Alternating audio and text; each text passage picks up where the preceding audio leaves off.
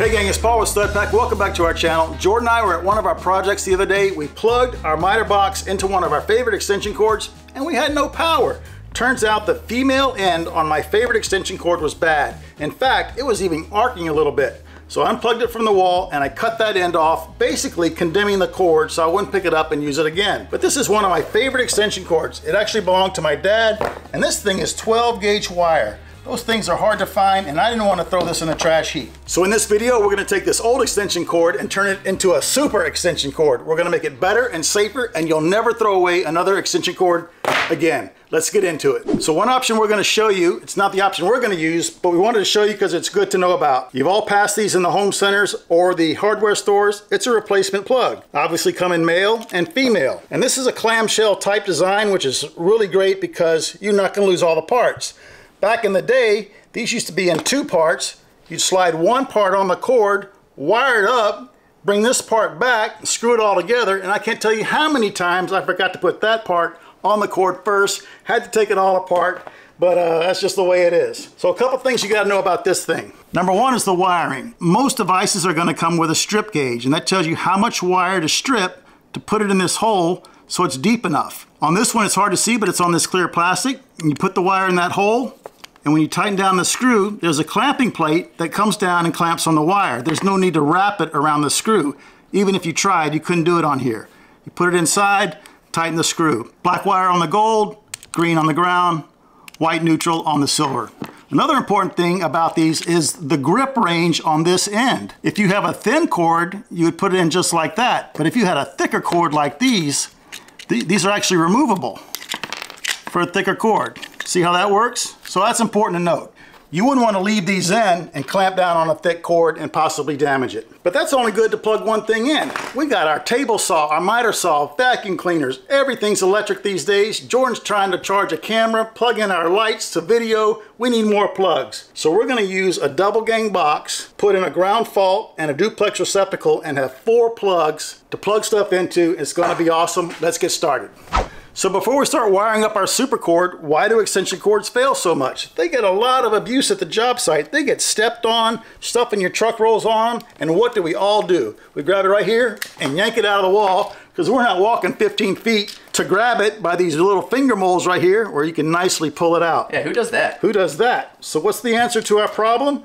Let me introduce you to a strain relief.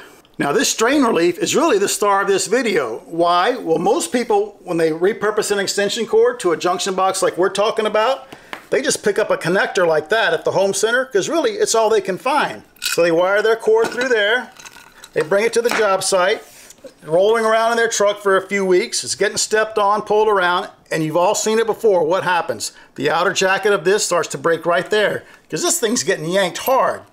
And that's why this strain relief is so important. So let's stop talking about that strain relief and show you how it works. Now, like many things I use, I got this from McMaster Car. Valuable resource, McMaster.com. We'll put it in the screen below. But there were 2 requirements I needed. I needed one end, the end that goes in the box, to be a 1/2 inch knockout. That's right here. And then this end needed to be the appropriate size for this cord. They have multiple sizes. Obviously, you wouldn't want to put a really small cord in there. And if you had a fat cord, it's not going to fit. So you got to get the right one. So I just got out my trusty dial caliper, measured the cord, and I was able to order the right strain relief. Now, if you don't have dial calipers, number one, you really need to get some. But if you don't have any, you can use a drill index and find the hole the wire fits in. And that's going to be pretty close. It's going to get you there. So now our first step, we're going to take off the locking nut, put it right in our 1/2 inch knockout. We'll tighten that, and it's simply going to be that easy. We're going to strip this cable and put it in there and tighten this. But first, let's show you how this end works and clamps down on that cable. Now get in here close, gang. Here's the fitting on the box, and the cord goes right through the middle. And as you can see, there's a rubber insert in there that grips on the cord. And outside of that rubber insert are all these little fingers. See how flexible they are? Now inside of here, it's cone shaped. So when I put that on there, that cone shape is going to engage these fingers and tighten them equally with even pressure all the way around. And when I put this on there and just make it finger tight, I can't even move it. Check this out. I'm going to slide it in. That's just finger tight right there. And look, I can't pull it. we'll get a little bit of turn on there with some pliers, it's never coming out. So let's take it apart, strip this as much as we need it, and get this thing put together. All right, gang, stripping the outer jacket from that extension cord, from SO cord, this is how I was taught. You bend it like this, a new blade in your utility knife. Well, that's not really new. Maybe we should change it, but we've got a new blade in our utility knife, and I've just got my end of the extension cord looped over like that, not too tight. I'm just gonna come over right here, and I'm not even really cutting. I'm just letting the blade press in there. The goal is to not damage the insulation around the inner conductors. So I can see that I'm through right there. See that? And I'm just going to come over here on this side and press and cut till it opens like that. See that? So I'm not sawing and cutting the wire inside. I'm just pressing gently and cutting the outer insulation. Then I'm going to turn it like that. See how it's opened up right there? I'm just going to continue going around. I'm just going to press. And because I'm bending the wire, it's just going to split open like that. And we're going to go all the way around and remove this orange jacket. We got a little piece up, there we go. Boom. And that's how I do that, so I don't damage this insulation. It's very important. All right, let's cut off this paper and go on to our next step. All right, let's tighten this before we go any further, and then we'll put our cord through there. Crescent wrench right there. Open those up a little bigger. I'm going to tighten that nut. Now let's slide this on our cord into our fitting on the box, and we're going to pull it. So we just have a little bit of orange showing right there. That's all we need. Now let's tighten this, and then there's a couple things I want to talk about this style of box, and then also about the mud ring we're going to use. It's not really a mud ring, it's more of a cover plate. All right, dude, that is there. It is ready for one of the stud pack job sites. All right, let's talk about this box before we go any further. This is called a drawn box. In other words, a piece of sheet metal is over a mold and it is pressed. So you have nice smooth edges all the way around. So that's not gonna get caught up on anything at your job site. If you're dragging it across the floor, it's not gonna scratch the floor, as opposed to a welded box. If you go to the home center or hardware store, you'll see the difference. You can see welds on a welded box, and they are all square, sharp corners. These are drawn. Now let's talk about our cover plate. You've seen us talk about mud rings before.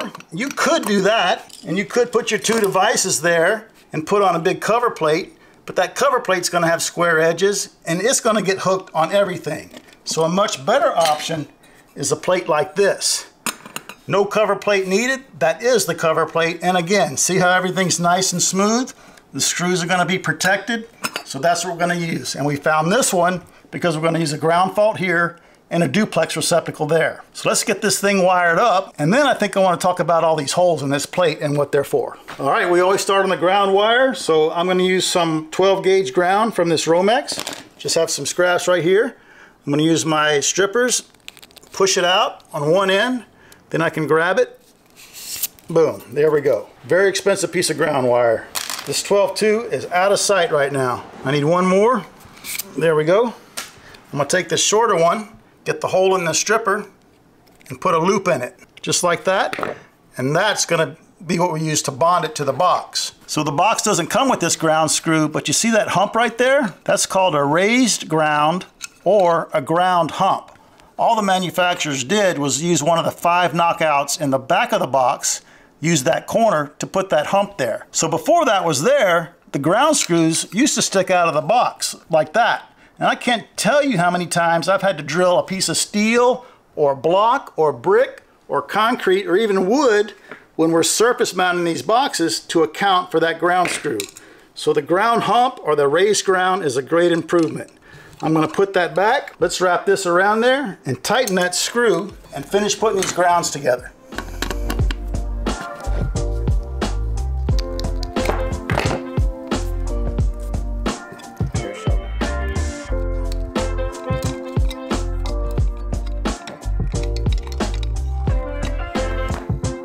Now we've got our grounds all connected, but why do I have 2 jumpers right here? Because I have the ground fault for one of them, and the other side is going to be for the other ground screw. So let's strip these black and the white right here and start wiring this thing up. We're almost done.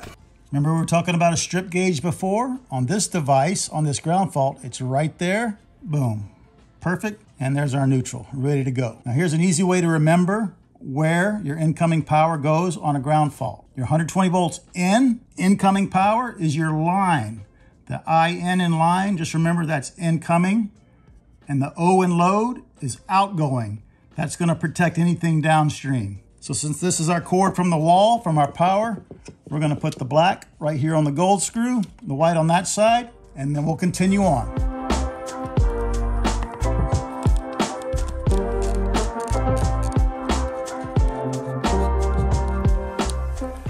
Now, even on the grounding screw, there's a clamping plate. See this little guy right here? The wire just goes right under it like that. I see a lot of times where guys will wrap it around that screw, which is fine, I guess, but you got the clamping plate. That's how the manufacturer intended it. So let's go ahead and use it.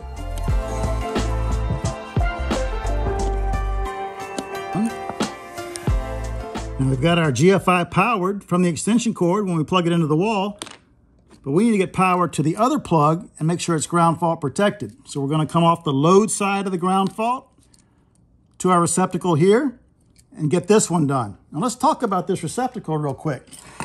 I had a couple in my bin that I could use, and check the back of those. Which one do you think is stronger, this one or this one? Well, what I notice is the yoke. This metal strap right here is the yoke. On this receptacle, it wraps around the back, making this one very strong. But on this one, it goes through the middle. And I'm sure it's punched out for all these holes and openings in the device, so to me, it's not as strong. So I'm going to use that one. Let's get this one hooked up, and we're about ready for our cover plate.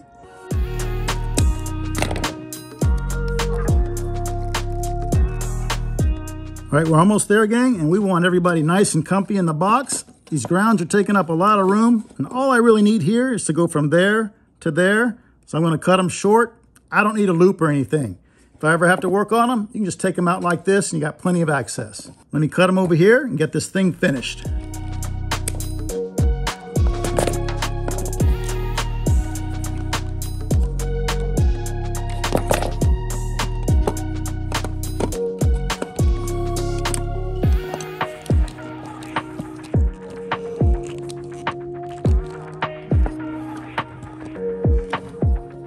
Okay, gang, before we put the cover on this thing, I know I'm going to get a lot of comments about wrapping these with electrical tape. And here's why you do this. It prevents any chance that you'll get any arcing or contact between the screws and the metal box. I've even seen that done when these are put in a plastic box, and that serves no purpose. But if I were to put this in a metal box in a residence, I would certainly wrap that with electrical tape. I'm not going to do it here because if I ever have to work on this thing, number one, it's going to be unplugged from the wall, so there's not going to be any power here. And number two, even though it doesn't look like it, I have a lot of room here, especially with this mud ring. So let's put this thing together and see how it works. Now let's put on our cover plate. Now if I called this a mud ring earlier, I apologize. That's a mud ring, that's a cover plate. So remember I said earlier, what are all these holes for? Well, the holes are to mount the devices to the mud ring, and then the mud ring, oh, I just did it. And then the whole assembly gets attached to the box with these screws right here through those holes. But check this out. They don't fit. They don't go flush. But zoom in close here, and you see all these ears right here? They're called drywall ears or plaster ears. They have a couple different names. But can you see these little score marks right here? And over on this one, they're right here. They're designed to break off just for situations like this. So I'm going to get my lineman pliers, I'm going to break off those ears, and then you're going to see how nicely this device fits on that cover plate.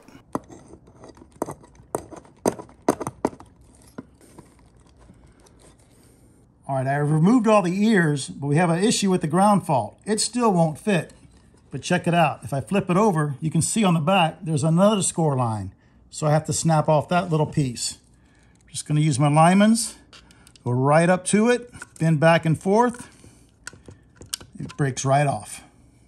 All right, let's see if it fits. We got all the ears broken off. There we go. I can tell we're going to be fine.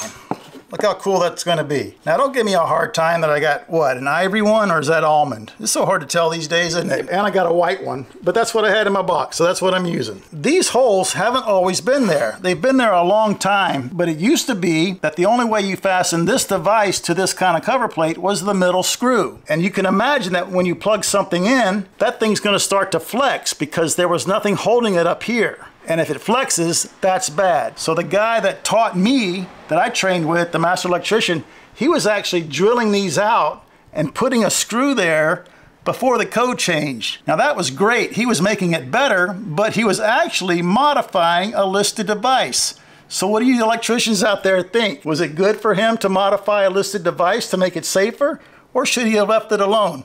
I can remember him doing that. Now, a lot of times, these boxes will come with the screws. This one, I don't remember. I think it did. I can't find them, but I've got some number 632 here and some nuts. That's what we're gonna use. And a lot of times, you'll actually see where, as part of the forming process, there's a little tab of metal right here that's tapped, and that is your nut, if you've ever wondered what that was for. So now that I've thoroughly exhausted that subject, let's put this together.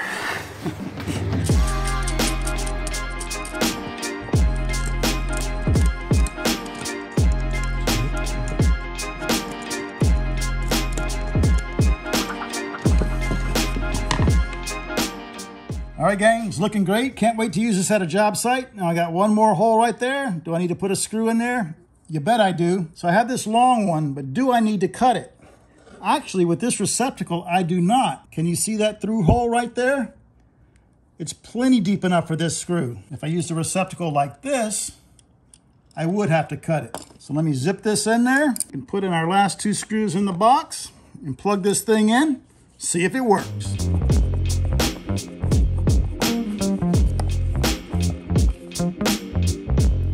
Cool, look how awesome that looks. And this thing is pretty heavy. It could kind of, you know, double as maybe a self-defense weapon or something, huh? Swinging around like that. Oh, man. I almost hit myself. But that's gonna be awesome at the job site. Put that right by our table saw, plug in our saw stop, miter saw, best tool, vacuum, whatever we got. And the beauty, we're ground fault protected. Let's plug it in and see if it works, man. And it's heavy, it doesn't move. When you plug something in, perfect. Right on.